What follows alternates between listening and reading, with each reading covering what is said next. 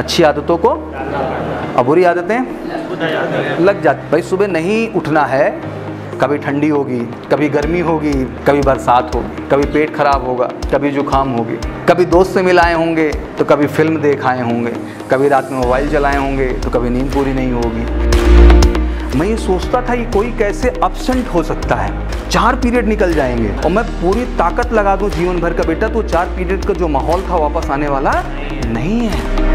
खूब कॉन्सेंट्रेट होइए और सौरभ सर यहाँ खड़े होकर के तमिल में बात करें। कैसे बात करें यहाँ बैठ करके? और तुम लोग जबरदस्त कंसंट्रेशन दिखाओ ऐसे। हाँ, समझ में आएगा क्या? पेंडेंसी क्या है? आज का कल कर लेंगे, कल का परसों कर लेंगे, और अगर करते करते अगर फ्राइडे का दिन आ गया, क्या आ गया? फ्राइडे, तो फाइनली मंडे को कर लेंगे। Major Kalshi classes, online courses for all defense exams, recorded lecture, e-notes, daily live classes, online test. अब online पढ़ेगा तभी तो फौजी बनेगा India. Download the MKZ Learning app and fulfill your dreams. Major Kalshi classes, online courses for all defense exams, recorded lecture, e-notes, daily live classes, online test. अब online पढ़ेगा तभी तो फौजी बनेगा India. Download the MKZ Learning app and fulfill your dreams. तो स्वागत है आप सबका इस नई जर्नी में जो आप 2020 में स्टार्ट कर चुके हैं।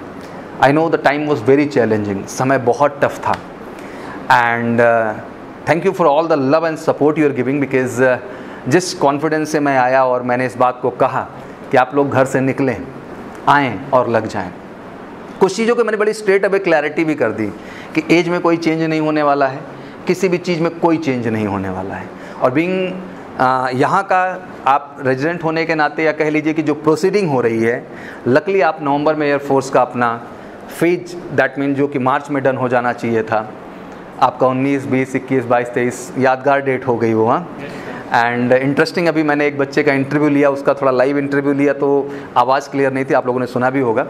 And he got commission from 2019 batch actually, and he's recommended for India. Now he's going to join the NDA. He got 161 rank, and I was interacting with him. तो उसके साथ भी एक बड़ा इंटरेस्टिंग वाक्य था कि उसका 16 मार्च को SSB था, और वो 16 मार्च के बजाय 14 मार्च को बैंगलोर रिपोर्ट करता है, 12 SSB बोर्ड बैंगलोर के लिए। और लकली उसका 21 को जो है वो कॉन्फ्रेंस हो जाता है, दैट मीन कॉन्फ्रेंस इन हो जाता है। और आपको पता है कि 22 तारीख से इस देश में क्या हो जाता है, तो इस चक्कर में उसको SSB में 67 डेज गुजारने पड़े। कितने गुजारने पड़े?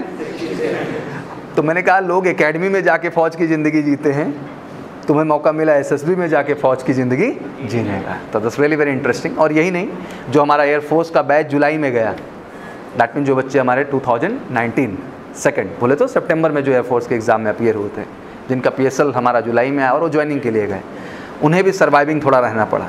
कहते हैं पहुँचते के साथ फर्स्ट वीक जो आपका होता है, that was completely induction part, जिसके अंतर्गत आपका ड्रेस, आपका शेड्यूल, सारे सिस्टम सही किए जाते हैं।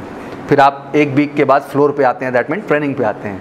बट जो बच्चे इधर गए ज्वाइनिंग के लिए, उनके लिए ऐसा कुछ नहीं था।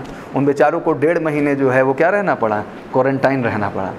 तो उसके बाद जाके उन्हें एकेडमी का जो है ट्रेनिंग का हिस्सा बनने का मौका मिला, फाइनल टेस्टिंग के बाद।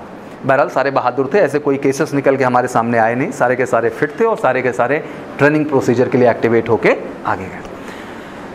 पॉइंट ये है कि खुशी आज इस बात को बहुत प्राउडली मेरे को मिल रहा है, बिकॉज एक स्टेटमेंट आके मैंने कॉन्फिडेंटली पास किया कि आप लोग घर से निकलिए, और आपने साहस दिखाया। Thank you so much, because ये टफ लग रहा था कि शायद मेरे कहने से देश चलेगा कि नहीं चलेगा।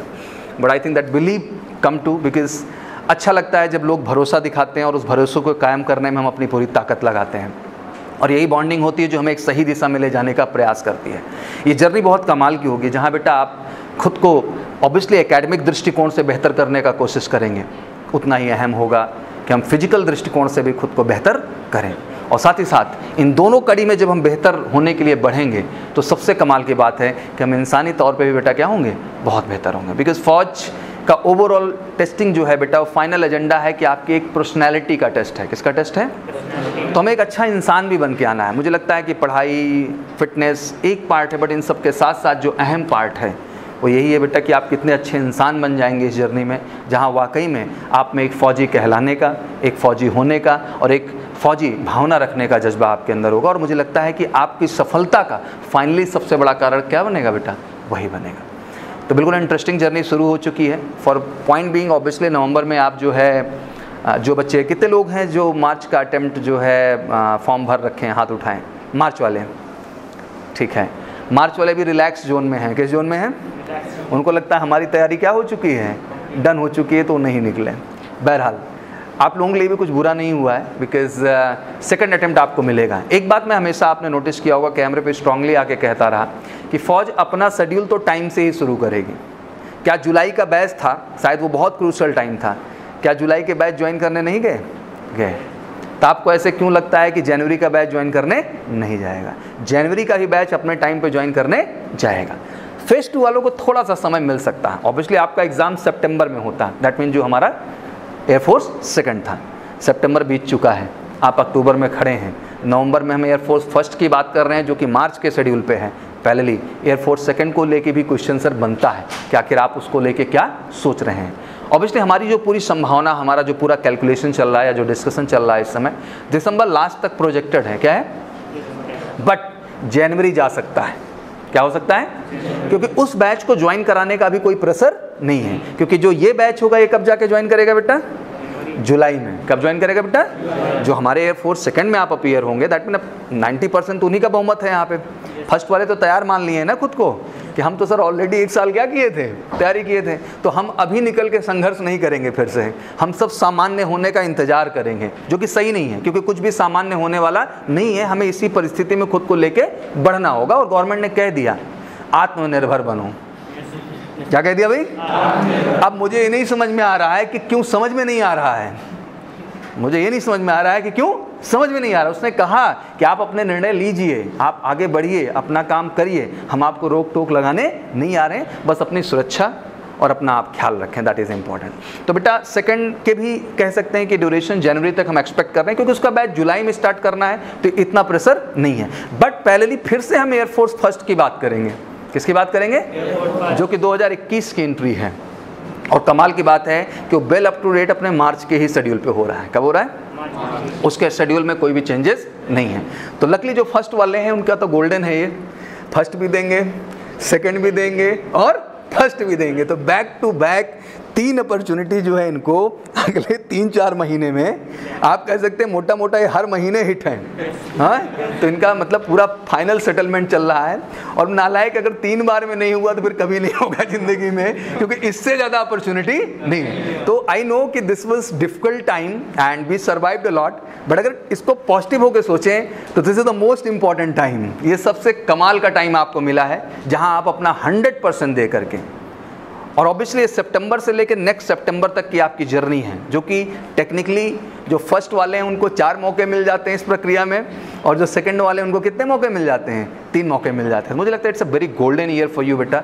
बस इसको यार पॉजिटिव बनाना। मैं समझता हूँ देश एक समस्या से गुजरा है और परिस्थितियाँ थोड़ा सा कहीं ना कहीं विध्वंसात्मक रही हैं, but the positive point is that कि सब कुछ सही है, कुछ भी इतना गड़बड़ नहीं है। हमें बस सोच के पॉजिटिव डायरेक्शन से चलने का ज़रूरत है।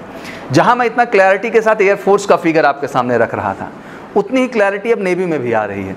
जैसे कि कल विपिन सर ने अपडेट किया, शायद आप लोगों ने चैनल पे देखा हो कि फेज़ 2 जो कि पेंडिंग था, आपको पता होगा बच्चा कि 2 फैब से लेकर के 8 फैब तक, दैट मीन सेकंड फैब से लेके 8 फैब तक नेवी अपने सारे एग्जाम ज्वाइन करती है। बहुत सारे टेक्निकल पॉइंट हैं, शायद आज मैं डिस्कस करूँ आप लोगों का, क्योंकि आपने इस लक्ष्य को डिसाइड किया है तो आपका एजेंडा बहुत क्लियर होना चाहिए। मेजर कलसी की बेटा लेगेसी बहुत कमाल की रही कि हमने बहुत सारे दौर देखे हैं इस जर्नी में। जब हम आगे बढ़ना शुरू किए और चीज़ों को समझना स्टार्ट किया हम लोगों ने, तो बड़ा दौर हम लोगों ने देखा है। दौर एक ऐसा देखा कि शायद जब एयरफोर्स के कॉल लेटर्स नहीं आते थे, बच्चे 2-2 साल तैयारी करते थे, एक अलग संघर्ष था उनके जीवन में। मैंने वो दौर देखा है बैठ करके। आई थिंक आज इस जर्नी को जीते जीते मुझे हो गए 13 साल, और इस 13 साल में जब आया तो सबसे पहली लड़ाई ही मैंने इस बात को लेके शुरू की कि सर आप किसी भी कंपटीशन का स्टैंडर्ड परसेंटेज के आधार पर नहीं खड़ा कर सकते हैं। आज भी मैं जानता हूँ, ग्रामीण क्षेत्रों की बात कर लें हम, या हम कस्बों की भी बात कर लें, जहाँ आज 10+2 लेवल की एजुकेशन की जब हम बात करें तो शायद योग्य लोग नहीं हैं। उसके कई रीज़न हैं बेटा। पहला कि योग्य लोग वहाँ बसना नहीं चाहते हैं। दूसरा, इतना फिनेंशियली साउंड नहीं है चीज़ें कि लोग जाके वहाँ पे सर्विसेज दें। और तीसरा, जिनको गवर्नमेंट ने अपॉइंट किया, ऑब्वियसली वो मेरी फ्रेटर्निटी है, मुझे नहीं कहना चाहिए, बट कहीं ना कहीं बीइंग ए टीचर भी बेटा वो क्या है, डिसऑनेस्ट है, उस सच्चाई के साथ उन चीज़ों को प्रोवाइड नहीं कर रहे हैं। तो मुझे लगता है कि एक सर्वाइविंग स्टेज तो हो गई। अब ये मात्रक नहीं हो सकता कि 10+2 के परसेंटेज के आधार पे आप डिसाइड कर दें कि आगे आने लायक है या नहीं है। लड़ाई बहुत लंबी चली। 2017 में मुझे जीत मिली। I started fighting for 2008। 2008 से मैंने अपना ये पक्ष रखना शुरू किया और फाइनली ये विजय जो है मुझे मिल गई 2017 में, जब पहली बार एयरफोर्स ने कई स्ट्रॉन्ग डिसीजन लिए। आज आप सब बैठे हैं, अगर आप ईमानदारी से मेहनत करते हैं बेटा तो आप सबका 100% करियर सिक्योर हो सकता है।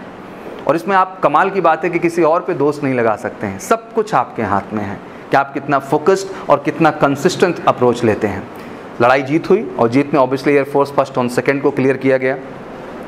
लड़ाई में जीत हुई मेरी कि परसेंटेज बाउंड्री जो इन्होंने लगा रखी थी, इवन सौरभ सर का तो हमेशा से एक ख्वाहिश था कि 50% का भी मार्का क्या कर दिया जाए, हटा दिया जाए। मैं ये चाहता था कि जैसे एनडीए, बिकॉज आप उसी का कमीशन कैटेगरी, दैट मीन अधिकारी रैंक, जब आप एनडीए के द्वारा सफलता डिसाइड कर रहे हैं अधिकारियों की, आर्मी, एयरफोर्स और नेवी, तो वहाँ आप कहते हैं कि परसेंटेज का कोई मायने नहीं है, हमारा एग्जामिनेशन का स्टैंडर्ड डिसाइड करेगा कि बच्चा एलिजिबल है कि नहीं है।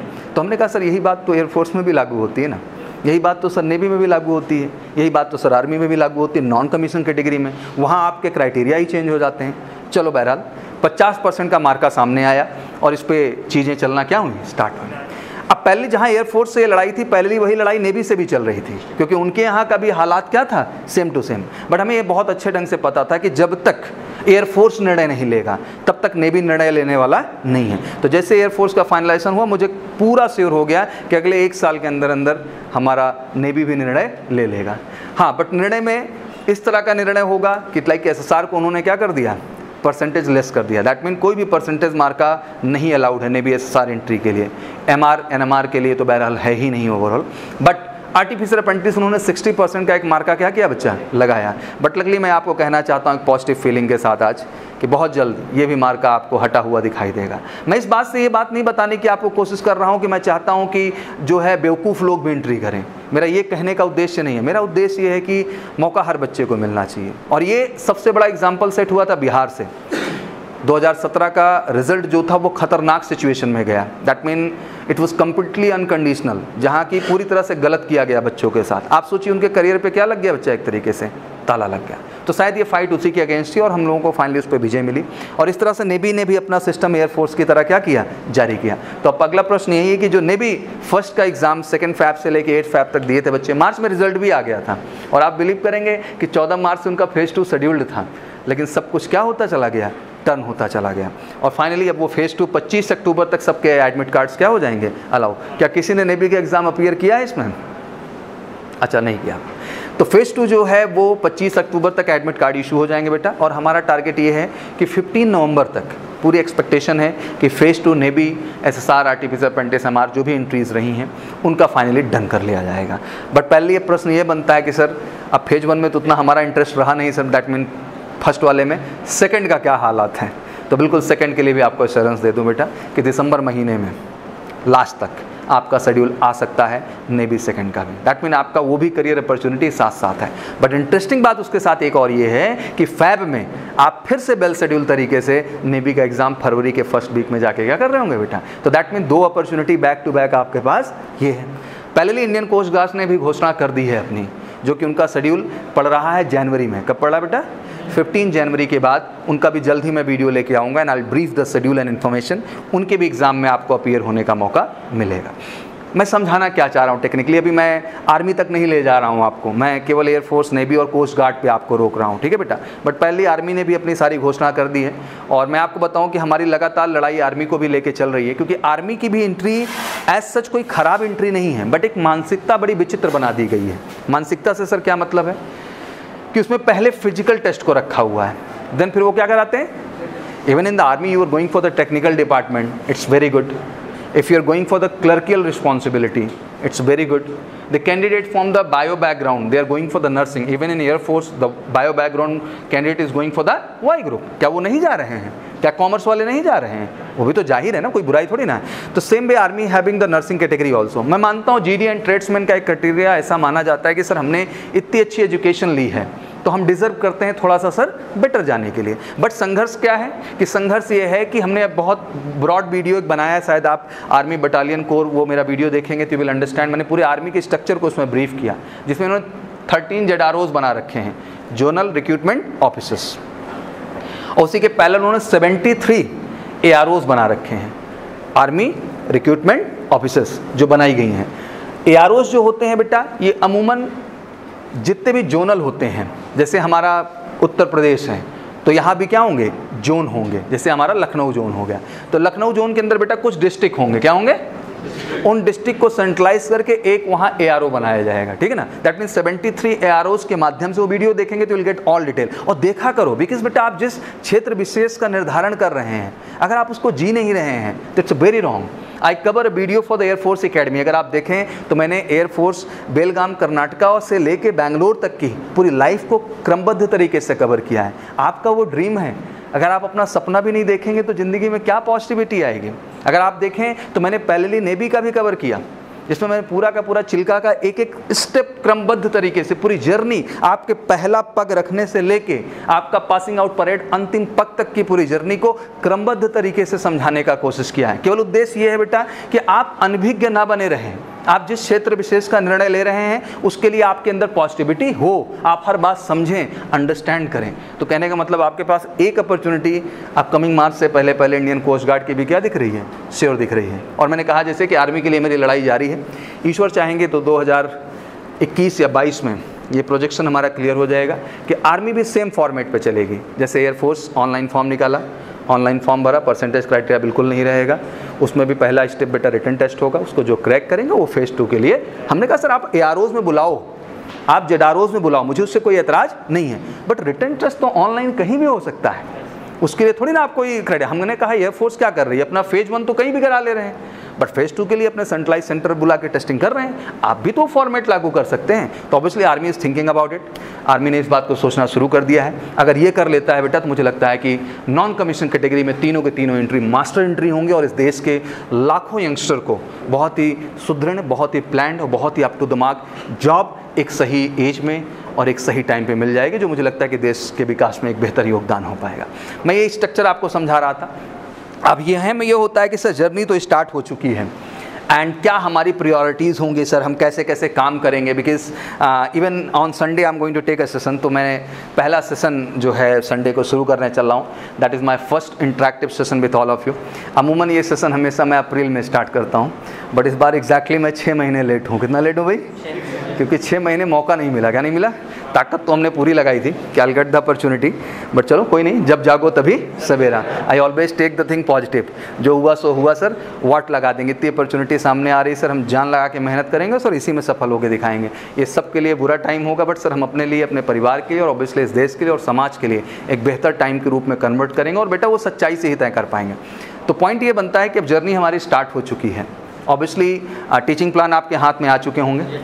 ऑब्वियसली जो भी बच्चे हमारे 1 ईयर फोकस रख रहे हैं, वेरी गुड, इसमें कोई बुराई की बात नहीं। मुझे लगता है किसी भी तैयारी को 1 साल कॉन्सेंट्रेटेड तरीके से देखना, it's really good actually. Because एक बात तो समझ लो बेटा कि सफलता दिखावा नहीं है, ज्ञान बताने की चीज़ नहीं है, नॉलेज एक बड़ा वास्तविक स्वरूप तय करता है।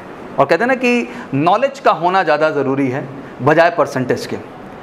मैं मानता हूँ कि आज जो एजुकेशन सिस्टम है उसमें कहीं ना कहीं कई लोग ऐसे भी परसेंटेज गेन कर रहे हैं जो शायद उसके लायक नहीं है, गाइड के माध्यम से, नकल के माध्यम से, it's a very fact. But मुझे लगता है कि जब आप इस स्टेज पे आज आ गए हैं, शायद एक समय था बेटा जब आपका 10+2 रिजल्ट आया होगा तो आप बड़ा कसमुकस में रहे होंगे, कितना परसेंटेज आ गया, क्या हो गया। 2 दिन में याद है वो, 2 दिन बाद उसका वैल्यू याद आ रहा है? कोई क्या समझ में आ रहा है आज? The knowledge. क्या समझ में आएगा अब कि भाई कुछ आता है कि अब तुम्हारा परसेंटेज पूछ के तो कोई सिलेक्शन नहीं दे देगा। अब सफलता किससे आगे मिलनी है हमें सर? हमें सफलता बेटा नॉलेज से मिलना है। और समझ लेना कि सारा का सारा गेम यार 1 घंटे का है, सारा का सारा काम 85 मिनट बोले तो 1.5 घंटे का है ऑलमोस्ट, और नेवी की बात कर लें तो 1 घंटे से ज़्यादा नहीं है, और इंडियन कोस्ट गार्ड की बात कर लें तो फिर से 1 घंटे से ज़्यादा आपके पास नहीं है। तो 1 घंटे का परफॉर्मेंस, आपको क्या लगता है ये परफॉर्मेंस जुगाड़ से निकल जाता होगा? नहीं बेटा, ये केवल परफॉर्मर निकालते हैं जो वाकई में हर कॉन्सेप्ट, हर चीज़ पे काम करते हैं और ख़ुद को बेहतर करते हैं।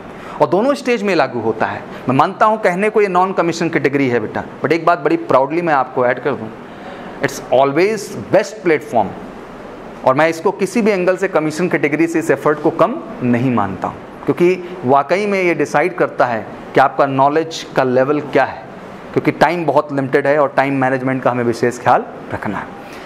बच्चों का हमेशा एक पॉइंट होता है कि सर क्या लगता है कि इस टाइम मैनेजमेंट के लिए हमारे पास केवल ट्रिकी अप्रोचेस का होना ज़रूरी है एज ए कॉम्पिटिशन? तो मेरा एक हमेशा जवाब होता है नहीं बेटा, कॉन्सेप्ट का होना ज़रूरी है। क्या होना ज़रूरी है? ट्रिक असल में क्या है? जब आपके अंदर क्षमता आ जाए कि आप 4 स्टेज बिना सॉल्व किए लास्ट वाली लाइन क्या कर दो बेटा, और ये ताकत किस चीज़ से आती है? और जब तक वो नहीं है, सामने वाला क्या लगता है तुम्हें 4 लाइन हटा दिया बीच में से, तो तुमको क्या लगता है वो 4 लाइन की कैलकुलेशन हो नहीं सकती थी? हो सकती थी। उसने किस ताकत पे हटा दिया इस चीज़ को? कॉन्सेप्ट क्लियर है। क्या क्लियर है? क्या इस तरह से जाएंगे तो कोई दिक्कत नहीं होगी, लेकिन जिसका कॉन्सेप्ट नहीं क्लियर है उसके लिए शायद वो एक लाइन पे क्या हो जाएगी? खतरनाक, क्योंकि वो रट रहा होगा चीज़ों को। क्या कर रहा होगा बेटा? और एक है चीज़ों को समझना। आज शायद हम सब इस प्लेटफॉर्म पे आए हैं, ऑब्वियसली बच्चा हम भी आपके उस जीवन से गुजरे हैं, उस परिस्थिति से आए हैं, और पढ़ाई का वास्तविक प्रारूप बहुत अच्छे से हम समझते हैं कि रियल में अगर एजुकेशन के प्रारूप को हम लोग अंडरस्टैंड करें तो क्या है। तो बेटा एक चीज़ तो समझ लेना कि दिखावा से काम नहीं चलेगा। मैं हमेशा कहता हूँ कि there is a 2 way of mind segment. एक होता है आपका कॉन्शियस माइंड और एक होता है अनकॉन्शियस माइंड। सब कॉन्शियस तो साइकोलॉजी में चेक होता है। कहाँ चेक होता है बेटा? That is the different object, but once you are in the classroom then you have 2 mind always, conscious unconscious. Subconscious की तो बात ही मत करो, ये कॉन्शियस से ही सब कॉन्शियस में जाएगा, और अनकॉन्शियस को जाने ही नहीं देता है। वो अपने आप में आपको क्या रखता है? अनकॉन्शियस।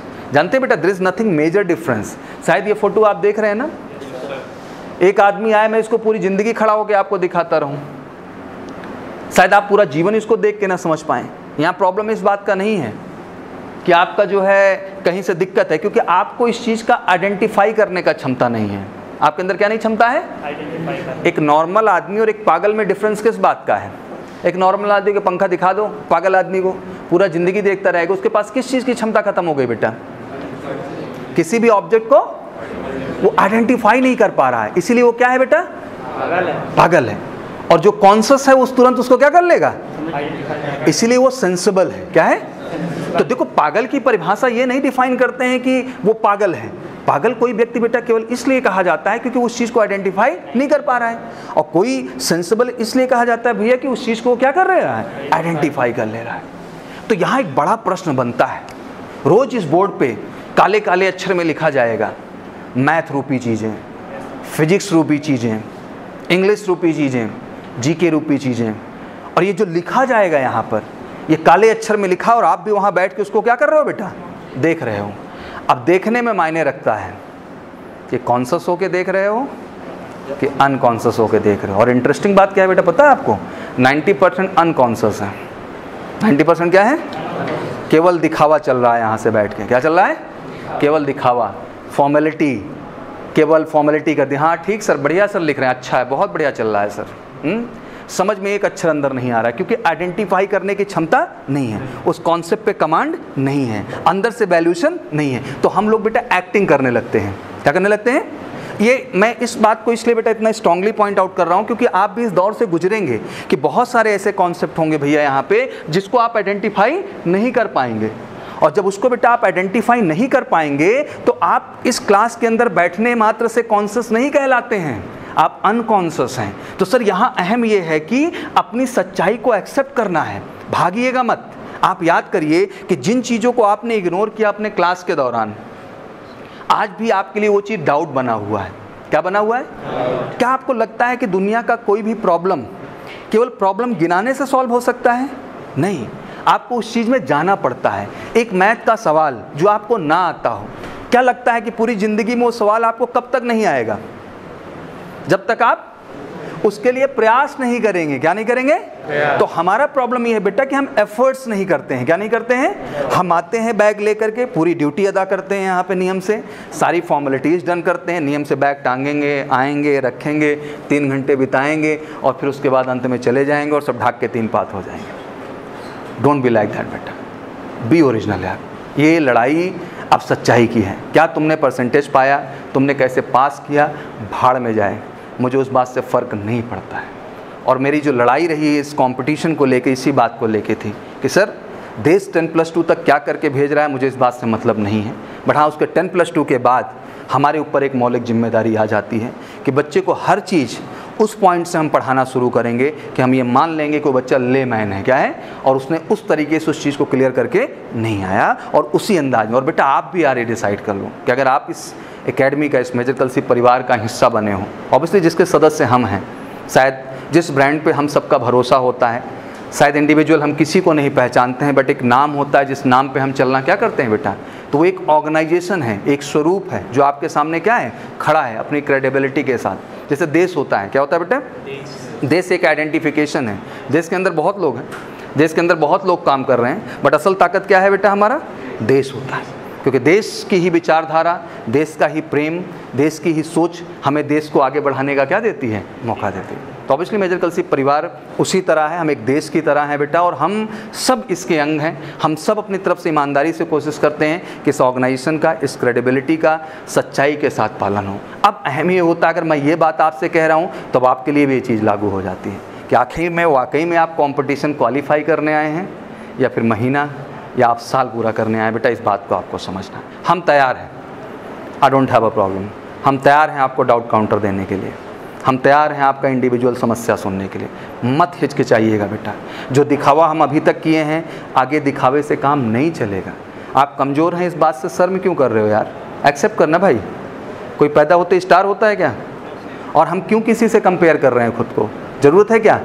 उसके लिए क्या परिस्थिति रही होंगी, कैसे रहा होगा, वो उसका है जोन ना यार, मेरा जोन है sir. I accept my problem, I accept who I am. मैं कमज़ोर हूँ तो मैं इस बात को लेकर शर्म नहीं करूँगा सर, मैं अपनी बातें पूछूंगा, मैं अपनी बातें रखूँगा। क्या इस बात को आज शर्म करके आप ज़िंदगी में बेटा जीत पाएंगे? कभी नहीं जीत पाएंगे बेटा, खोखला हो जाएगा सब। क्या हो जाएगा? और एक बात जान लेना, कोई भी कंपटीशन आप हमेशा याद रखिएगा, आप अपने दम पे क्वालिफाई करते हैं, उसमें किसी और का दम लगता उगता नहीं है। दूसरा दिशा कर सकता है, गाइड दे सकता है, लेकिन हमेशा सफलता आप अपने आप पे डिसाइड करेंगे। ऐसा नहीं कि यहाँ तो इतना आसान काम है कि हम आए बता दें 500 क्वेश्चन बेटा यही कर लो तुम्हारा सिलेक्शन हो जाएगा। क्या इस लाइन से सफलता हो जाएगी? नहीं सर, हमको 500 नहीं चाहिए, हमको कॉन्सेप्ट चाहिए। क्या चाहिए? कि कल को 5000 भी आए ना तो सर मेरे को टेंशन लेने का ज़रूरत नहीं है, मैं धार पीटते जाऊंगा sir. That capacity and that potential I want to increase in myself. मेरे के अंदर मेरे को वो चीज़ बेटा इंक्रीज करना है। तो जस्ट बी ऑनेस्ट यार, बिल्कुल सच्चाई के साथ आज खुद को एनालाइज करो। अच्छा, अहम क्या होता है? अब आपका अगला प्रश्न ये होगा कि सर ये जो सामने चल रहा है सच तो है कि सर हम कहीं ना कहीं आइडेंटिफाई नहीं कर रहे होते हैं, शर्म के मारे बोल भी नहीं सकते क्लास में, भाई इतने लोग बैठे हैं, अब हम ही हर बात पे अगर उंगली उठाते रहेंगे तब तो हो चुका सर, और कहीं ना कहीं वो गलत भी है टेक्निकली सर। तो आखिर उस सिचुएशन में बैलेंस कैसे किया जाए, मैं आपको याद कराता हूँ। कोई भी कॉन्सेप्ट जो आपकी क्लास में चलने वाला है, अगर एक बार आप घर पे उसको रिवाइज मारें, क्या मारें बेटा? मतलब पढ़ने की कोशिश करें। कमाल की बात आपको पता चलेगा जब उस चीज़ को उठाएंगे कि देखो इसमें से कई चीज़ें हैं जो मुझे आती हैं। क्या समझ में आएगा आपको? और आपको वो मोमेंट भी याद आएगा कि आखिर ये चीज़ मुझे क्यों नहीं आती है। क्यों नहीं आती वो भी बता दूं। एक दूसरे को उसमें खुटका मार रहे थे, हाँ, यहाँ से वहाँ नज़र में टक्का चल रहा था सर। उस समय सर हम मस्त थे अपने ही जोन में, हमने कहा सब क्या हो जाएगा, हो जाएगा। बट मुझे लगता है यार उन कमियों को एहसास करने की ज़रूरत है, नहीं वो परंपरा क्या रहेगी भाई, जारी रहेगी, और आपको कभी पता ही नहीं चलेगा कि आखिर आपके साथ क्या हो गया। तो रिमाइंड द पॉइंट। जब इस कड़ी में आप जाएंगे बेटा रिवीजन में, तो अच्छी बात ये होगी आपके पास नोट्स भी होंगे, अगर आपने पढ़ा है, किताब भी है आपके पास, तो अच्छी बात ये होगी कई सारे पॉइंट्स ऐसे होंगे जो आपको क्लियर होते जाएंगे। बट बहुत सारे पॉइंट ऐसे होंगे बेटा जो आधा क्लियर है, आधा क्लियर ही नहीं है, बस आपने ज़बरदस्ती मान लिया है कि मेरे को क्या है। एक होती है जबर जंग पढ़ाई, क्या बोलते हैं लोग उसको, उसमें मतलब कॉन्फिडेंस नहीं, सुपर ओवर कॉन्फिडेंस होता है सर, हो जाता है सब। क्या होता है?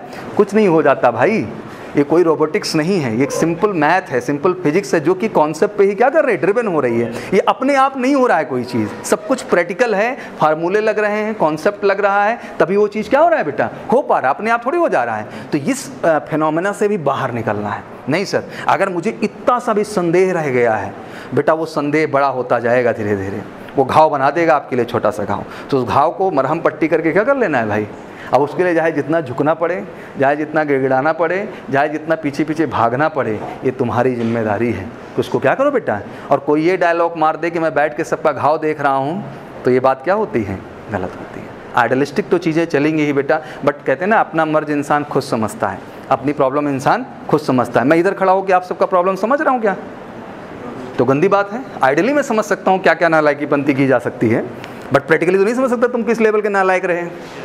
हाँ, मतलब कांड अलग अलग लेवल के हैं ना भाई सबके। मैं तो कॉमन कांड ही गिना सकता हूँ, अब खुद का मारने के बजाय हो सकता है कुछ और ही कर रहा हो भाई।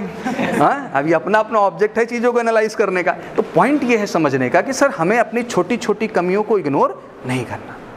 जो रूल आपको समझ में नहीं आए हैं उनको आपको पॉइंट आउट करना। अब आप इतना पॉइंट आउट करके क्लास में आए, अब आपका क्लास के प्रति जज्बा 10 गुना होगा।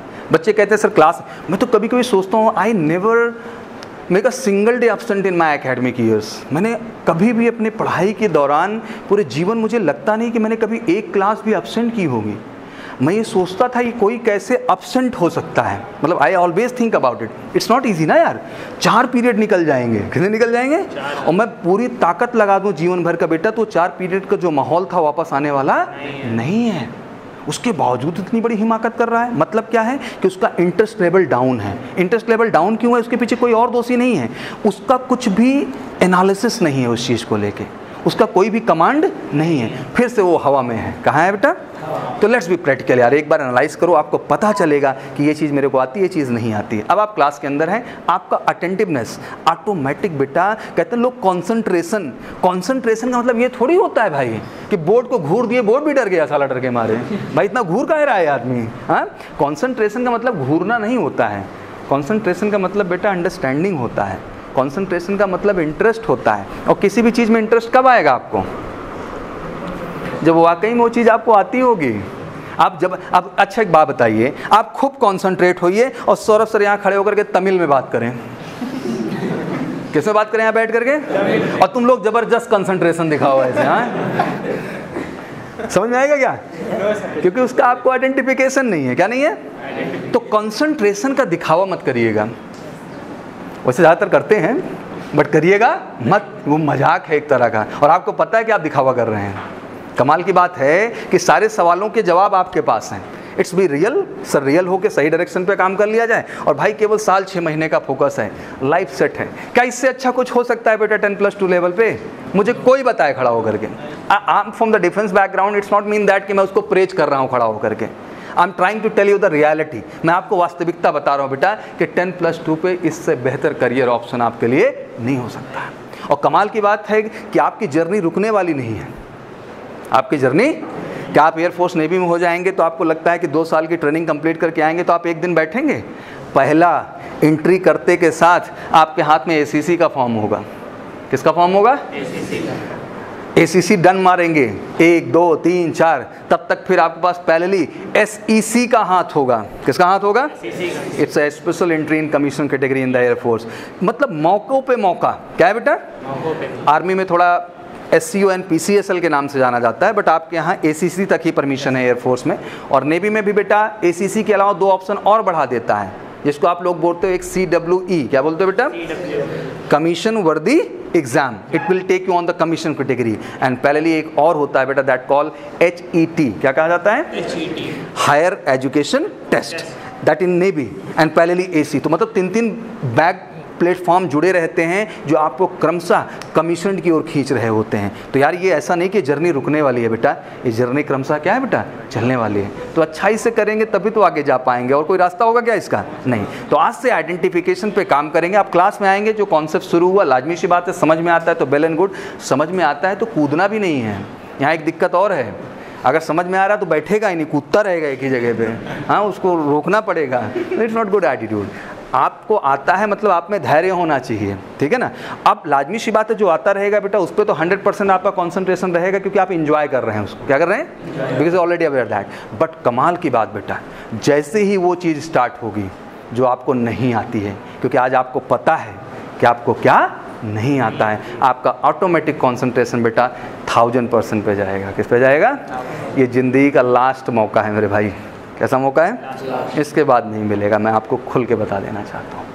एंड रियलाइज इट यार, जो होना था, जो हो गया, जो बीतना था वो बीत गया। मैं उस कहानी का बिल्कुल डिस्कशन करने वाला नहीं हूँ, बट एक चीज़ मैं आपको बता दूँ, ये ज़िंदगी का सबसे लास्ट मौका है और आपके ऊपर जिम्मेदारी है आपके परिवार की, आपके ऊपर जिम्मेदारी है अपने छोटे भाई बहन की। मैं समझता हूँ यहाँ बैठा हुआ कोई बच्चा करोड़पति बैकग्राउंड से नहीं आया है। यहाँ आने वाला हर बच्चा एक मिडिल क्लास, एक किसान परिवार से आया, जहाँ ऑब्वियसली रोज़मर्रा की ज़िंदगी में जद्दोजहद है। और शायद आपसे ही आपके परिवार का भविष्य, आपसे ही आपके माँ बाप का सम्मान और आपसे ही आपके छोटे भाई बहन के आगे का भविष्य डिसाइड होता है। तो समझ सकते हैं बेटा कि this responsibility is not coming from, आप किसी और के लिए करने नहीं निकले हैं, असल में आप ये अपने परिवार के लिए करने निकले हैं। और ये आपकी जिम्मेदारी बनती है कि अगर हम जो है जन्म लिए हैं एक परिवार में, तो उनकी प्रतिष्ठा, उनके मान और उनके सम्मान का क्या रखें बेटा ख्याल। और मुझे लगता है कि असल पूजा यही है यार, ये पूजा झूठ मूठ का भगवान के सामने खड़ा हो जाना पूजा नहीं है। असल पूजा यही है ज़िंदगी की कि आप अपने परिवार का और अपने पेरेंट्स की जिम्मेदारियों को, उनके एफ़र्ट्स को, उनके संस्कार को, उनके प्रयास को समझें और उन्हें इस जीवन में अपने प्रति गर्व महसूस करने की एक बेटा क्या क्रिएट करें वजह। वो आप कर पाएंगे और वो केवल सच्चाई से होगा, इसका कोई जुगाड़ नहीं है, ये हमेशा ख्याल रखिएगा। तो ये 1000% का कॉन्सेंट्रेशन बेटा इस बार मामला क्या कर देगा, क्लियर कर देगा आपका। और इतना एफर्ट नहीं हुआ है ये भी बता देता हूँ साथ ही साथ, फिर तो चल ही रहा है, फिर तो क्या हो रहा है सर, चल ही रहा है, इसमें कुछ नया है नहीं। क्यों सब नहीं सेलेक्ट हो जाते हैं? आज क्या परिस्थिति कुछ अलग है बेटा। यही सौरभ सर आपके सामने खड़े हैं, आप सारे लोग बैठे हुए हैं, सबको एक ही बात समझा रहा हूँ, सब कुछ एक ही बात, एक ही क्लासरूम है, एक ही पंखा है, एक ही लाइट है, एक ही जगह हम लोग खड़े हैं। क्या अलग अलग जगह हैं क्या? बट समझा सबको रहा हूँ बेटा। परिस्थिति समान है कि नहीं? क्या परिस्थिति में कोई चेंज है? नहीं। बट आगे चल के बेटा कुछ सफल होंगे और कुछ क्या हो जाएंगे। तो इसके पीछे क्या परिस्थिति दोषी होगी बेटा? क्या दोषी होगा? उसका स्वयं का मन स्थिति।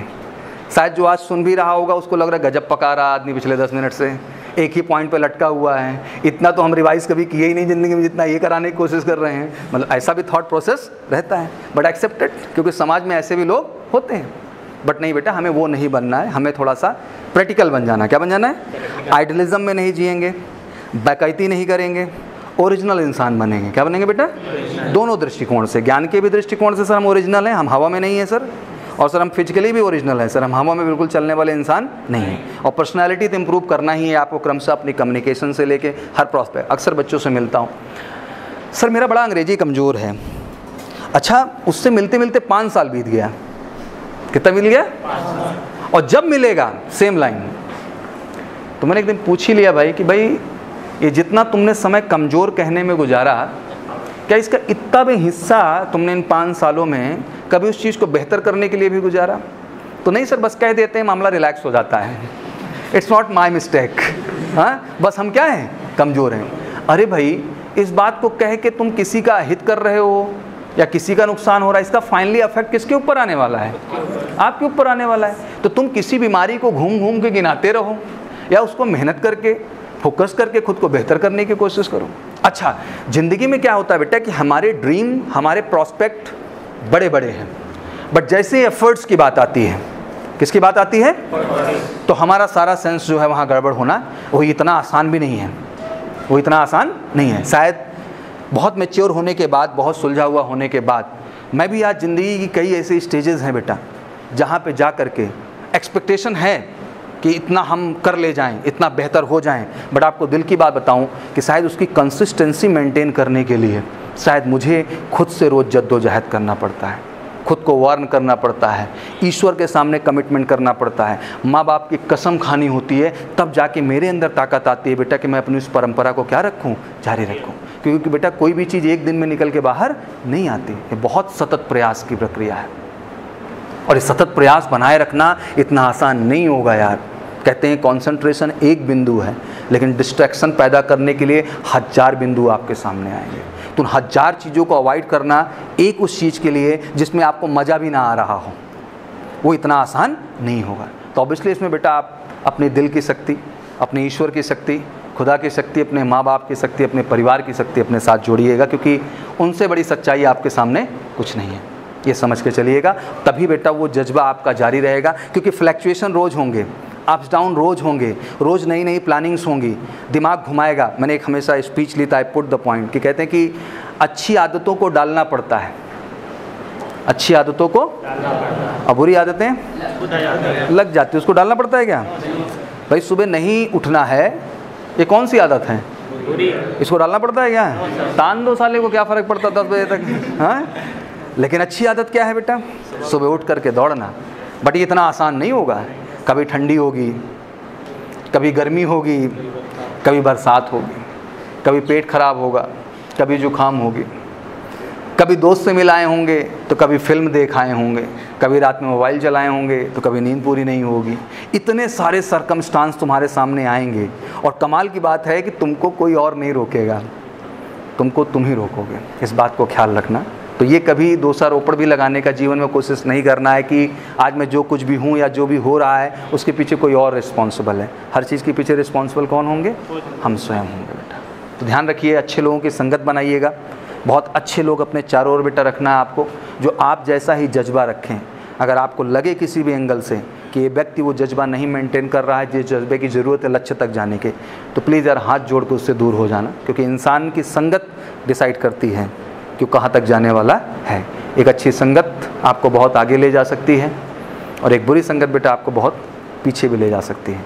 और कमाल की बात है कि अच्छी संगत और बुरी संगत का एक खेला है कि अच्छी संगत का हमें कभी एहसास नहीं होता, हमें लगता है उसका इम्पोर्टेंस कम है ज़िंदगी में, पर बुरी संगत के लिए हम बड़े फ़ैन होते हैं। क्या होते हैं? उनके प्रति हमारा ऑब्जेक्ट अलग होता जाता है और वही विचारधारा बनती क्या होती है? हमारी चली जाती है। तो it's a really a tough time to understand the all prospect and go in the right direction, सही दिशा में जाने के लिए। तो बिल्कुल कॉन्सेप्ट आपके लाइफ का इस समय क्लियर है बेटा कि आज से पहला प्रयास यही शुरू होगा आपका कि सर जो भी हमारे पीरियड्स हैं, जो भी हमारी क्लासेस हैं, हम कोशिश करेंगे कि सर उन चीज़ों को रिवाइज करके आएँ। कोशिश करेंगे सर, करेंगे। काहे का कोशिश करना भाई? हाँ, ये वर्ड तो खोखला लगता है। हाँ, इस वर्ड से पता चलता है कि आप नहीं करेंगे। तो हम करेंगे सर, इसमें कोशिश क्या है? तुम्हारी ज़िंदगी का अंग है और जैसे जैसे करते चले जाओगे आपको सौरभ सर के भी मोटिवेशन की ज़रूरत नहीं पड़ेगी यार, आप कमाल कर ले जाओगे। आप हवा में नहीं उड़ोगे बेटा। कहाँ नहीं उड़ोगे? और कोई उड़ाने की कोशिश करे तो उसको भी होश में ला दोगे कि हम पागल नहीं हैं, भगवान ने मेरे को सेंस दे रखा है। तो don't take it in air, let's be grounded. हाँ, मुझे पता है कि रेस नहीं मिलेंगे सर्किल में, हम तो रेस ऐसे क्वालिफाई कर देते हैं। फिर उसको तुम बोलोगे चल भाई दौड़ने, पूरी ज़िंदगी नहीं जाएगा, रोज़ एक नया बहाना लाएगा। क्या लाएगा? सच्चाई नहीं सामने आने देगा आपके कभी। तो ऐसे लोगों से भी दूर रहना बहुत ज़रूरी है, जो हर चीज़ को हल्के में लेते हैं। क्या लेते हैं? एक्चुअली उनका आदत है ये। तो आपको हर चीज़ को सीरियसली लेना है। That's my job and I really do that. मेरे को ये चीज़ करना है और हर चीज़ आपस में कनेक्टेड है, इस बात का आपको ख्याल करना है। अब पॉइंट ये आता है बेटा कि जितना फोकस आपका रिटर्न की ओर चल रहा होगा, आपको मैथ भी बेटा बढ़िया से रिवाइज करके आना है, फिजिक्स भी करके आना है, इंग्लिश भी, बहुत मज़ा आएगा। एक बार पढ़ के देखो, मतलब I am trying to share my experience, we all clear in the first attempt. Reason was that कि हम हर चीज़ को जीते थे और हमको बेटा उसमें मज़ा आता था। सच्ची हमें और कुछ अच्छा लगता ही नहीं था उस टाइम पे। मतलब we are very focused and consistent for that overall. हमें कोई चीज़ उसी में दुनिया ढूंढ ली थी। ये पता था ना कि इसी के दम पे सक्सेस मिलेगी और कोई रास्ता नहीं है, बाकी सब मिथ्या है। बाकी सब क्या है? और कुछ मतलब ही नहीं किसी चीज़ का। ये इंजेक्ट हो गया था ब्रेन के अंदर। शायद अच्छे गुरु मिले, अच्छा गाइडेंस मिला, उन्होंने इस बात को समझा दिया मुझे, क्योंकि गुरु भी बहुत बकैत मिलते हैं ना। अरे सब हो जाएगा बेटा, उड़ा दूंगा। क्यों उड़ा दोगे भाई? पढ़ा दो पहले। हाँ, उड़ाना बाद में, ज़्यादा उड़ाएंगे तो फिर हम लोग उड़ा देंगे उनको आकर के। हाँ, ऐसे उड़ाने वालों को मैं सपोर्ट थोड़ा सा ज़िंदगी में कम करता हूँ। पढ़ाई बहुत सीरियस नोट की चीज़ है और वो पढ़ने से आती है। तो रिटन के प्रॉस्पेक्ट से रिवाइज करके आएंगे। आप इंग्लिश का एक टॉपिक जो पढ़ रहे हों आप रिवाइज करके आइए यार, आप रॉक स्टार वाला फीलिंग लेंगे अंदर। ऐसा लगेगा तो धुआं, आप कोई दिक्कत नहीं है। और ये जो जीतने की प्रक्रिया है रोज़ रोज़ की, ये कमाल की है यार। पेंडिंग मत होने देना ज़िंदगी को। ज़िंदगी अगर पेंडिंग हो गई तो बहुत मामले फंसने वाले हैं, ये समझ जाइए। पेंडेंसी क्या है? आज का कल कर लेंगे, कल का परसों कर लेंगे, और अगर करते करते अगर फ्राइडे का दिन आ गया, क्या आ गया? फ्राइडे, तो फाइनली मंडे को कर लेंगे। हाँ, और इस चक्कर में जो है ज़िंदगी भर वो चीज़ें होती नहीं हैं। अभी वो वाला नहीं हुआ है तो ये वाला क्यों करें? अभी वो वाला नहीं हुआ है तो ये वाला क्यों करें? हो सकता है बैकलॉग, लेकिन आज का काम क्या ख़त्म होना चाहिए? आज ही होना चाहिए। बस इतना कसम खा के ज़िंदगी में रखना, अगर कभी गलती से बैकलॉग आ भी जाए तो आज का काम तो साला आज ख़त्म होगा ही होगा, कल का काम भी आज ही ख़त्म होगा। बेटा ज़िंदगी में याद रखियो, मैं बहुत लोगों से मिलता हूँ, आई अंडरस्टैंड द लाइफ। इस देश का 70% आदमी पास्ट में जीता है। किस में जीता है? पास्ट। 29% आदमी फ्यूचर में जीता है। किस में जीता है? फ्यूचर। और कितना आदमी वो कब में जीता है? आज में जीता है। तो प्रेजेंट में जीना बहुत ज़रूरी है यार। पास्ट की कहानियाँ बंद कर देना, क्या उखाड़े, क्या किए, क्या अचीवमेंट लिए, कौन सा अवार्ड लिए, कोई इंटरेस्टेड नहीं है। मत सुनाओ। एक दिन पुराना पेपर दूं तो पढ़ोगे? तो जब हम पेपर एक दिन पुराना नहीं पसंद करते तो हम कहानी पुरानी क्यों पसंद करें सर? क्या बुरा हुआ, क्या अच्छा, भाड़ में जाए। जो हो गया ज़िंदगी में उसका कुछ कर सकते हैं क्या? आदमी का प्रॉब्लम क्या है कि क्या होगा और क्या हो गया, भाड़ में क्या हो गया और भाड़ में क्या होगा। आज ही जो है वही होगा, इसके अलावा कुछ नहीं होगा sir. And that is the real life agenda. Once you take it like that ना बेटा, आपको जिंदगी में समस्या ही खत्म हो जाएगी। लोग अपना आज खराब कर रहे हैं कल का सोच के। शायद उसको बदल सकते हैं क्या आप? जो हो गया अगर कोई बदल सकता हो तो मेरे को अगले मिनट, अगले सेकंड जो घटित हो गया ना बेटा, एक सेकंड पहले जो घटित हो गया, क्या उसको भी आप बदल सकते हैं? नहीं बदल सकते ना यार। तो सोल्यूशन की ओर बढ़ते हैं। किसकी ओर बढ़ते हैं? और सोल्यूशन कहाँ होगा? आज। और आज अच्छा है तो कल तो अच्छा हो ही जाएगा यार। मुझे ये समझ में नहीं आता, किसी आज से ही कल बनेगा, पीछा बीता हुआ भी, और इसी आज से आने वाला क्या बनेगा? कोई पास्ट और फ्यूचर नाम की चीज़ है भी क्या? जानते हो जब अंग्रेजी का भी निर्माण किया गया तो प्रेजेंट इंडेफिनिट बनाया गया। क्या बनाया गया? फिर सोचे प्रेजेंट इंडेफिनिट से तो काम चलेगा नहीं, तो बोले ऐसा है कि कुछ स्टोर करना पड़ेगा। तो स्टोरेज आएगा कहाँ से? तो बोले यही जो प्रेजेंट में बीतेगा इसी को पास्ट में ले जाएंगे। कहाँ ले जाएंगे? पास्ट। और ये जो प्रेजेंट में आगे का सोचेंगे उसको कहाँ ले जाएंगे? डिफाइन करना पड़ेगा ना कि पास्ट में क्या हुआ, फ्यूचर में क्या होगा। आज तो सब कुछ है, हर कल किस में बदल जाएगा? पास्ट। आज में। हर कल किस में बदल जाएगा? कल आता है क्या? आता हो तो बताए कोई? हर कल बेटा आज में बदलेगा। तो आज का कोशिश करो, कल का मामला क्या करो? कल भी तो आज ही हो जाएगा ना यार। तो फिर आज ही निपटा लेते हैं, कल करने का जरूरत क्या है ओवरऑल? वो तो फिर स्क्वायर होता चला जाएगा लाइफ में। तो इट्स वेरी इंपॉर्टेंट कि सर हमें बहुत पास्ट का वर्जन नहीं सोच। क्या हो गया? अगले आधे घंटे पहले तुम्हारे पास क्या हुआ, 1 मिनट पहले तुम्हारी जिंदगी में क्या हुआ, भाड़ में जाए। कभी खुद को स्ट्रेस मत होने देना। हो गया ना यार, हो गया। अब सर उसको हम सही करेंगे। क्या करेंगे? कि उसको लेके सोच के सही हो जाएगा? नहीं सर, हम आगे अच्छे कर्म करेंगे जिससे वो हमारे कर्म क्या हो जाए, बेहतर हो जाए। That is all about. और ये अच्छा करते जाइए, फ्यूचर अपने आप कहाँ है बेटा आपका? टॉप पे। तो बहुत ज़्यादा पास्ट की चिंता नहीं करना, बहुत ज़्यादा फ्यूचर की चिंता नहीं करना सर। आज की चिंता करेंगे, मेहनत करेंगे और अपने लक्ष्य के करीब बढ़ेंगे। And that should be the aim. ये आप सबका उद्देश्य होना चाहिए। बहुत अच्छा इंसान बनिएगा बेटा, कभी किसी का दिल मत दुखाइएगा। लोग बहुत दुआओं से, बहुत आशीर्वाद से ही जीवन में आगे बढ़ते हैं। ये कभी मत सोचिएगा कि आप केवल काम कर रहे हैं तो आप बहुत आगे बढ़ गए। नहीं, उसके साथ साथ एक इंसानी स्वरूप में आपको जब भी मौका मिले, जहाँ भी मौका मिले, जो आप अच्छा कर सकते हैं प्लीज़ जीवन में वो भी करने की कोशिश करिए। वो एक अलग तरह की अपार शक्ति है जो आपके अंदर आती है और आपको सही दिशा में बेटा लेके जाती है। तो आपको बिल्कुल अपना रिटन टॉप क्लास का करना है। फिजिकल दुनिया भर में पूछते नहीं रहना है बेटा। सिंपल एजेंडा है, केवल रेस। क्या है बेटा? जल्द ही स्टेडियम ओपनिंग का हमें आदेश आ जाएगा। ऑब्वियसली हमारा कैंपस था, हमने पूरी व्यवस्था पूरे सिस्टम के साथ स्टार्ट कर लिया, बट ऑब्वियसली वो कैंपस गवर्नमेंट प्रेमाइसेस के अंतर्गत आता है क्योंकि बड़ा स्टेडियम कंपनी बुक करती है। आप किसी छोटे जगह ट्रेनिंग नहीं कर सकते हैं क्योंकि स्ट्रेंथ काफ़ी ज़्यादा होती है। तो स्टेडियम में ट्रेनिंग चलती है, ट्रेनर्स आते हैं, तो लाजमी सी बात है कि उसकी परमिशन गवर्नमेंट पे बेस्ड है। But we are trying our level best. ईश्वर चाहेंगे तो 15 अक्टूबर के बाद हमारे पास अप्रूवल आ जाएंगे।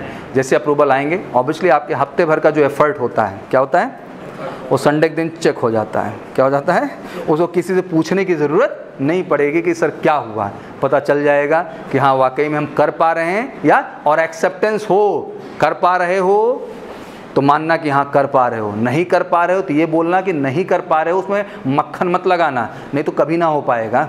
हाँ वो यही हुआ, एग्ज़ाम दे के कैसा हुआ, बहुत अच्छा हुआ, क्या होगा, ठीक ही होगा, रिजल्ट आएगा, देखते हैं। ऑल आंसर्स, लास्ट डे आ गया, रिजल्ट आ गया, रिजल्ट तक भी वो संभावनाओं में जी रहा है क्योंकि भावना नाम की कोई चीज़ है नहीं इसके अंदर, तो संभावना ही ढूंढेगा ये बैठ के। अगर इसको रियलिटी एक्सेप्टेंस कर लिया होता जिस दिन एग्ज़ाम दे के निकला था, और कमाल की बात है जब उसका रिजल्ट आया ना बेटा, अगले महीने फिर से उसका एग्ज़ाम था और नालायक उस डेट पे भी यही बोल रहा था, इस बार पेपर ठीक नहीं था, और अभी तक वहीं खड़ा है जहाँ था। कहाँ खड़ा है? अगर वहाँ एक्सेप्ट कर लिया होता इसने कि हाँ मेरा ये सेगमेंट कमज़ोर था, मुझे इस पर क्या करना है, मेहनत करना है, तो लाजमी सी बात है कि आने वाले अगले एग्ज़ाम का उसके ऊपर कभी भी फ़र्क ना पड़ता हो, इस सही दिशा में, और इससे वो गर्त दर करता है। तो यही मैंने कहा कि जीवन में बेटा दूसरों के ऊपर ब्लेमिंग ना करके हर चीज़ एक्सेप्ट करना है। सब पता है यार, क्या प्रवचन लेना किसी से और क्या उपदेश लेना, हमको अपनी सच्चाई सब पता नहीं है, हमें क्या आता है क्या नहीं आता है पता नहीं है। अब उस पर बेटा हम ये है कि आर्टिफिशियलिटी का नकाब ओढ़ के चलें या उसको सच्चाई के साथ एक्सेप्ट करके मेहनत करके जीवन में आगे बढ़ जाएं। और किसको क्या दिखाना, आपकी सक्सेस आपकी है, किसी और की है क्या? तो भी आपका है, सब एक्सेप्टेंस आपका है, मेहनत आपका है, बेहतर करना आपका है। फिजिकल के साथ साथ बेटा ऑब्वियसली एक स्पेशल सेशन हम GDSRTs का भी चलाएंगे कंटिन्यूस आप लोगों का, टू रियलाइज़ यू कि what type of level of communication you have. तो उसमें भी कंप्रोमाइज़ मत करिएगा, खुद की कम्युनिकेशन को बेहतर बनाइए। खुद से बेहतर कर सकते हैं, मुझे कोई एतराज़ नहीं, आप खुद से बेहतर करें। बट अगर आपको लगता है कि नहीं सर मुझे एक एनवायरनमेंट की ज़रूरत है, एक माहौल की ज़रूरत है, तो बिल्कुल आप उस स्कूल से जुड़ने का प्रयास करें, वो आपको मदद करेगा। अगले 6 महीने भर या जितने भी दिन के प्रोग्राम में आप जुड़ रहे हैं वो आपको मदद करेगा लगातार एक मोटिवेशन लाने का, क्योंकि सीखने से ही आएगा, अपने आप नहीं आएगा, ये समझ जाइए। और बैठने से कुछ होने वाला नहीं है। GD में आप जाएंगे तो बेटा ये स्पष्ट है कि आपको अंग्रेजी में ही बोलना है। मैं इसको क्लियर कर दूँ, इसमें आप जुगाड़ टेक्नोलॉजी मेरे से मत पूछना। कुछ आते मेरे से जुगाड़ पूछने, सर कुछ जुगाड़ है क्या, हिंदी वाला नहीं। मैंने कहा भाई एयरफोर्स है, ये क्या है, यहाँ सर कोई जुगाड़ टेक्नोलॉजी नहीं है। हो सकता है 2021 में नेवी भी लागू करने जा रही है। क्या करने जा रही है? तो भाई इसके लिए जुगाड़ मेरे पास तो नहीं है। SRT जाएंगे आप तो ऑब्वियसली SRT आपको देना है, उसमें कोई आपके पास अल्टरनेटिव नहीं है। एक DFT का टेस्ट 20 क्वेश्चन का रखा जा रहा है, GD के जस्ट बाद तो रखा जाएगा, उसमें कोई चेंज नहीं है। मतलब इंग्लिश का टेस्ट है, इंग्लिश के टेस्ट में बेटा कोई कंप्रोमाइज़ नहीं है। और अगला फेज ही पूरा इंग्लिश का टेस्ट है।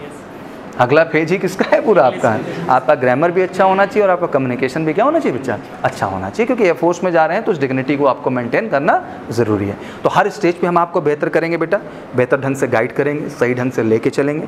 बिल्कुल हवा में ना खुद उड़ेंगे ना कोई आपको उड़ाने पाए, उड़ाए तो उसको खींच के क्या लाएंगे? Right time. Authorities major Kalsi classes की हमेशा आपके साथ रहेंगे। जितने भी आपके HODs हैं, चाहे वो अतुल सर हों, चाहे वो गौरव सर हों, चाहे वो मौर्य सर हों, they all come to you directly, they will discuss each and everything with you. हर चीज़ आपके साथ क्या करेंगे बेटा? डिस्कस करेंगे। हाँ, बट एक चीज़ और हमेशा ख्याल रखना है कि बुरा जो खोजन मैं चला बुरा ना मिलिया, और जब दिल खोला अपना तो always find problem not ready to get in other. दूसरे में ही समस्या तो खोजने का ज़रूरत नहीं है। हमेशा ये भी देखने का ज़रूरत है कि मेरे में क्या कमी है और मुझे क्या बेहतर करना है। और हमेशा अपनी बात अपने कॉमन सेंस से रखना है, हमेशा अपनी बात अपने बौद्धिक स्तर के हिसाब से रखना है। और कमाल की बात, हमेशा अपनी बात रखना है। किसकी बात रखना है? आप किसी और की बात रखने का ठेका नहीं लिए ना। आप उस तरह के हैं, उस तरह का नेचर जो होता है वो पॉलिटिशियंस का होता है। क्या होता है? फौजी अपनी बात करता हो और अकेले दहाड़ता हो, किसी से मतलब रखता नहीं इस कॉन्सेप्ट को लेकर। तो ये बड़ा ज़रूरी है। तो हर स्टेज पे बेटा हम गाइड करेंगे, आपको बेहतर करेंगे और सही जज्बे के साथ लेके चलेंगे। तो चलिए कुछ देर विपिन सर सेशन हो जाए क्वेश्चन आंसर का। बच्चों का काफ़ी सुबह से लेट भी हो रहा है। एंड ऑब्वियसली संडे हम लोगों की ज़बरदस्त मीटिंग होने वाली है शाम को 4 बजे। कितने बजे? मैं पहला मोटिवेशनल टॉपिक लेके आ रहा हूँ इस साल का। किस साल का? मौका ही नहीं मिला। हाँ, तो ऑब्वियसली टॉपिक बड़ा इंटरेस्टिंग है एंड आज सब पब्लिश होने लगेगा हर प्लेटफॉर्म पे। And Sunday I am really eager to give you again real burn in the life. मैं जीवन के कुछ वास्तविकता बताऊंगा, कुछ एहसास कराऊंगा, जिससे आप में एक कमाल का मोटिवेशन आएगा। और मुझे लगता है कि निरंतर हमारा आपका मिलने का प्रक्रिया ये चलता रहेगा, ये प्रक्रिया रुकने वाला नहीं है। हर महीने आपके टेस्ट होंगे, टॉपर्स की लीड सीट पूरी तैयार की जाती है, वहाँ आपको मिलने का मौका मिलेगा। क्रमशः हम लोग स्टेडियम में मिलते रहेंगे। तो कंटिन्यूअस, बट आप एक बात ख्याल रखिएगा, हर सेकंड मेरी आप पे नज़र है। मैं सब कुछ देख रहा हूँ, ऐसा कुछ नहीं कि मेरी नज़र में नहीं है। हर सेकंड लोग रखे हैं आपके लिए मैंने, जो आपको पहुँचेंगे, आपकी समस्या डिस्कस करेंगे, आपसे बात करेंगे। आपका भी उद्देश्य यही है बेटा कि बिना मतलब की बातों में बिना उलझे अपने करियर पे, अपने काम पे फोकस करके हमें क्या करना है सर? आगे निकल जाना। That is only. वो बड़ा कम टाइम है तुम्हारे पास। बहुत टाइम है क्या? बड़ा लिमिटेड टाइम है। एक एक दिन कैलकुलेटेड है आप लोगों का। ये फोकस कर ले भाई, यहाँ पैदा होने की वजह मिल जाएगी। क्या मिल जाएगी? नहीं तो समझ ही नहीं आएगा जन्म क्यों हुआ मेरा। भटकाओ भटकाओ और केवल भटकाओ। तो मुझे लगता है 1 साल का फोकस आपका लाइफ बेहतर डायरेक्शन पे लाएगा। कुछ प्रश्न जो आपके जहन में आ रहे हों, कुछ प्रश्न आप पूछ सकते हैं जी। Respected sir, as you know that percentage that does not matters in exams, like course and maybe. But sometimes when student got less percentage in her academic, some people started to demotivate her. Right one. Demotivated in for their goal. So what can we do at that situation? And sir, आपका कितना percentage है पहले ये बताएं। 70%. आपको तो कोई कर नहीं सकता। You are asking about other. एक बात ध्यान रखो कि कभी भी आप मेरा सेशन लगातार देखोगे तो मेरा सबसे पहला विरोधाभास इसी बात को लेके रहा है कि परसेंटेज किसी इंसान की काबिलियत को नहीं दर्शाता है। इंसान की काबिलियत उसके नॉलेज से पता चलती है। और कहते कि इंसान कभी भी जाग सकता है। इंसान क्या कर सकता है? इसका कोई ड्यूरेशन नहीं है। जब जगेगा तभी वो सवेरा लाने के लिए क्या होगा बेटा? तैयार होगा। तो मुझे लगता है कि ऐसे लोगों के लिए मैं तो हमेशा एक ही पॉइंट कहता हूँ बेटा कि प्लीज़ यार इन कई टाइप और मंत्रा टाइप के लोगों को सुनना बंद करो यार। इनसे कुछ ज़िंदगी में अच्छा होगा क्या? ये केवल जो है शकुनी टाइप के लोग, मंत्रा टाइप के लोग ये रामायण और महाभारत करा देंगे। क्या करा देंगे? और अंत में आउटपुट क्या होगा? विनाश। क्या आउटपुट आएगा? तो बेटर थिंग ये है कि कौन होता है दूसरा ये डिसाइड करने वाला कि तुम कौन हो? कौन होता हूँ मैं ये बताने वाला बेटा कि तुम सफल होगे कि असफल होगे? It's my right to say? No, it's not my right to say. I think you yourself capable to decide कि आप सफल होंगे कि नहीं होंगे। और मुझे लगता है कि जिस दिन ये सोच आपके अंदर आ गई ना बेटा, तो किसी बेवकूफ़ इंसान के किसी भी स्टेटमेंट से आपको फ़र्क नहीं पड़ना चाहिए। और कमाल की बात, ये बात हमेशा ध्यान रखना जीवन में कि आपको कौन कह रहा है कि आप सफल होंगे कि असफल होंगे। एक असफल आदमी ये डिसाइड कर सकता है सामने वाले का कि तुम सफल होगे कि असफल होगे। हाँ, एक बार अगर कोई एजुकेटेड इंसान आके बोल रहा हो, सफल इंसान बोल रहा हो, तो हमको पॉइंट करना चाहिए कि हाँ ये बात क्यों कहनी पड़ी। बट एक असफल इंसान अगर आपको इस तरह की बातें कह रहा है तो बड़ा दुर्भाग्यपूर्ण। और मैं आपको एक कमाल की बात बता दूँ बेटा कि कोई भी सफल इंसान से मिलिएगा पूरा जीवन, वो कभी भी आपको डिमोटिवेट करने का कोशिश नहीं करेगा। वो आपको पॉजिटिविटी देगा, सही बताएगा। तो ऐसे असफल लोगों को साइड बाय साइड, अभी आप शहर में आए, अभी बहुत सारे भैया मिलेंगे। क्या मिलेंगे? इतिहासकार। उनको हम लोग क्या बोलते हैं? जब हम यहाँ आए थे तो यहाँ कुछ नहीं था, अब आए तो देखो इतनी कॉलोनी बन गई। ये इनका विकास है। तो आदमी पूछना चाहता लेकिन पूछ तो सकता नहीं, बड़े हैं, कि इतने दिन से इतिहास क्यों बना रहे हैं आप? कुछ करिए, कुछ आगे बढ़िए आप भी। हाँ, आप भी अपना घर बनाइए कि ज़िंदगी भर इतिहास ही बताते रहेंगे। तुमसे नहीं हो पाएगा। क्यों भाई? इससे पहले आप भविष्य वक्ता थे कहीं, हाँ, जहाँ बैठ के आप बताते थे कि इनसे हो पाएगा और इनसे नहीं हो पाएगा। पहले तुम अपना क्लियर कर लो कि तुमसे हो पाएगा कि नहीं हो पाएगा। तो ऐसे भविष्य वक्ताओं से बहुत ज़्यादा फ़र्क आपको नहीं पड़ना चाहिए। और मुझे लगता है कि नकारात्मक आदमी आपके चारों ओर नहीं आना चाहिए। वो कौन होता है यार डिसाइड करने वाला? जिस दिन आप ठान लेंगे उस दिन आर पार कर देंगे। कोई आपको थाम के बैठेगा बेटा? तो never listen anyone like that. किसी का भी नेगेटिव ओपिनियन सुनने का आपको जिम्मेदारी नहीं है। और ये बात हमेशा याद रखना कि हमेशा मिलो अच्छे लोगों से, सफल लोगों से मिलो, नहीं अपनी किताबों से मिलो, अपने माँ बाप से मिलो। आपके माँ बाप कहीं भी कहेंगे आपको ये लाइन? बोलेंगे कभी ज़िंदगी भर? तो यार फिर तो दूसरा कौन होता है यार ये डिफाइन करने वाला? वो पाल पोस के इतना बड़ा कर दिए, हर सेकंड, हर क्षण, हर मिनट उन्होंने आपको देखा है। जब उनका विश्वास आपके लिए इतना बड़ा है तो साले चिलगोजर आके तुम्हारा विश्वास तोड़ देंगे। इनसे फ़र्क नहीं पड़ना चाहिए। वो अपना काम करते रहें, आप अपना काम करते रहें। Your parents and people have believe, that's why you are here ना बेटा। आपका भरोसा आपका परिवार का, तब आप सब यहाँ पर आए हुए हैं, ठीक है ना? तो कभी इसे मत सुना करो, सब फ़र्क नहीं पड़ना चाहिए। Even I came in the city, it was very difficult for me itself. जब मैं इधर शहर में आया तो मेरे लिए बहुत टफ था, बिकॉज इतना आसान नहीं था। आज आपको डिफेंस में बहुत सारे प्लेटफॉर्म दिखते हैं। अभी आप डिजिटली भी चले जाओ तो बहुत सारे कूद पड़े हैं, अच्छे अच्छे थंबनेल लगा देते हैं। क्या लगा देते हैं? और 10-15 मिनट आदमी का बर्बाद कर देते हैं। और थंबनेल ऐसा लगाते हैं कि आदमी ना चाहते हुए भी आशिक हो जाता है वहाँ पे। देखते हैं क्या है मामला। इस बार कट ऑफ मैं बताऊँगा। कौन है भाई तू? यूपीएससी से आया हुआ है। मतलब कोई भी टेक्निकल एनालिसिस अंदर नहीं है। तो ऐसे टाइम वेस्टेज वाले भी लोग बहुत सारे आए। I remember the time when I start the journey. तो स्टार्टिंग में मेरे लिए एक बड़ी अच्छी सी लाइन इस्तेमाल की। अच्छी क्या, वो नेगेटिव लाइन कही जाती है कि sir you think like a student. आप कैसा सोचते हो? छात्रों की तरह सोचते हो। मतलब ये मेरे माथे पे मोहर लगाई गई हमारे फ्रेटर्निटी में, मतलब शिक्षक जगत में। बट कोई फ़र्क नहीं पड़ता। मैंने कहा सर यही तो मैं चाहता था, क्योंकि मुझे सोचना किसके जैसा चाहिए? मैं उनके बीच हूँ, उन्हीं के लिए लड़ रहा हूँ, उन्हीं के लिए संघर्ष कर रहा हूँ। तो मैं उनके जैसा ना सोचूं, किसी और के जैसे सोच लूँ बैठ करके। And I feel proud. तो मैंने हर नेगेटिव स्टेटमेंट को भी किस तरह से लेने की कोशिश कीजिए। उसने बोला असफल, मुझे सुनाई दिया सफल। क्या सुनाई दिया? तो बोलता रहे भाई, मेरे को अपोजिट सुनाई देता है। अब ये ना हो कि कोई सफल बोले तुम असफल सोच लो। हाँ, पॉजिटिव भी सोचना होता है। It's very important. चलिए, thank you, please sit down. और किसी का कोई प्रश्न बच्चा? वैसे एक सौरभ सर की, विपिन सर को हमेशा रिपीट करता हूँ, फिर से लाइन रिपीट कर दूँ। स्पीच के बाद प्रश्न खत्म हो जाते हैं। क्या हो जाते हैं? जीवन की सच्चाई का पता चलता है। क्या चलता है? सारे प्रश्न फालतू हैं, सच्चाई हमें पता है। सच्चाई ये है सर कि हमें आज से मेहनत करना है। क्या करना है सर?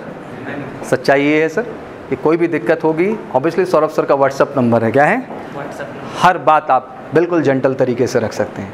हाँ ठीक है, व्हाट्सअप नंबर तो है मेरा पर्सनल, बट उसके बावजूद अथॉरिटीज़ हैं आपका देखने के लिए।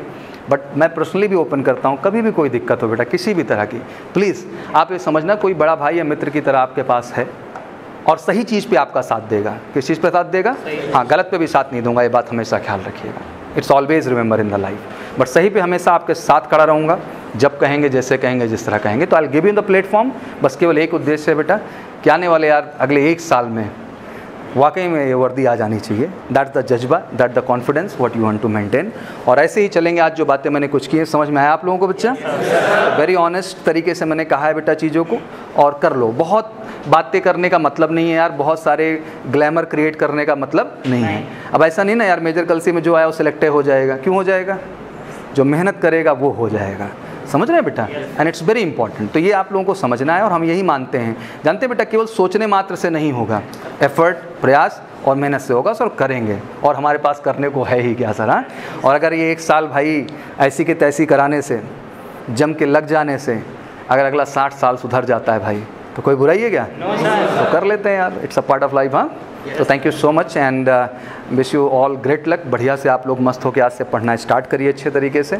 और संडे को एक मुलाकात होगी, वो आगाज़ होगा हम लोगों का इस सेशन का। और फिर तन मन धन से लग जाओ। हर महीने के टेस्ट रिपोर्ट कमाल के लाओ।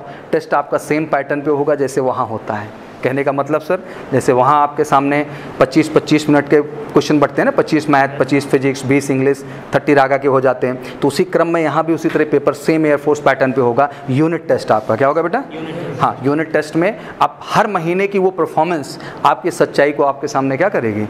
लाएगा। उसमें कुछ कन्फ्यूज़न नहीं रहेगा। बाकी पूरा महीना प्रैक्टिस चाहिए। क्या चाहिए? प्रैक्टिस पूरे महीने होगी, प्रैक्टिस रोज़ होगी, प्रैक्टिस हर दिन होगी। लेकिन टेस्ट किस दिन होगा? एक दिन। लेकिन जिस दिन टेस्ट होगा बेटा, उस दिन आपको अपने आप को बेस्ट प्रूव करना है, अच्छा प्रूव करना है और फाइनली अपने भविष्य को सेटल डाउन करना है। तो thank you so much and wish you good luck and जय हिंद, जय Bharat. Thank you. Major Kalshi classes online courses for all defense exams. Recorded lecture, e-notes, daily live classes, online test. अब online पढ़ेगा तभी तो फौजी बनेगा India. Download the MKC Learning app and fulfill your dreams.